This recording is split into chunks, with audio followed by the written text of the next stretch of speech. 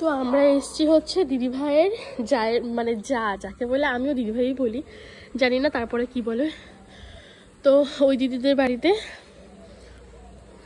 তো মানে দাদাভাই ডিউটি ছিল, তো তাড়াতাড়ি করে চলে গেলো আমাদের এখানে রেখে।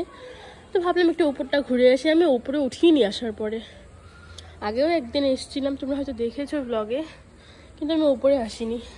তো ভাবলাম আজকে একটু উপর থেকে ঘুরে আসি। তো ওরা সবাই ঘরে বসে আছে, ভালো লাগছে না একদম, কি করব একা একা, একদম ভালো লাগছে না। তো ভাবলাম একটু উপরে উঠি, মনটা একটু ভালো লাগবে। তো ছাদে একটু আসলাম, বেশ রৌদ্র দিয়েছে আজকে, যেটা আমার একদম বিরক্ত লাগছে, কিন্তু প্রচুর হাওয়া আসে, তার জন্য ভীষণ ভালো লাগছে। এই বাড়িতে আসলে না ভীষণ ভালো লাগে, কারণ এত খোলামেলা, কোনো লোকজন নেই, কোনো মানে কোনো ব্যাপারই না আর কি, ভীষণ ভালো লাগে। লোক না থাকা বাড়িতে আমি থাকতে ভীষণ ভালোবাসি, মানে এই প্রচুর লোক ঠোক থাকবে সেটা আমার কেন জানি না পছন্দ হয় না। একটু হালকা ফুলকা থাকবে, বেশ ভালো লাগবে। এটা হচ্ছে ওদের রাস্তাটা, যেটার এখনও কোনো কাজ নেই, মানে ওদের রাস্তা না, ওদের পাশের যারা পেছনে মাটি ঠাটি নেবে তাদের রাস্তা। জায়গাটা আমার বেশ ভালো লেগেছে।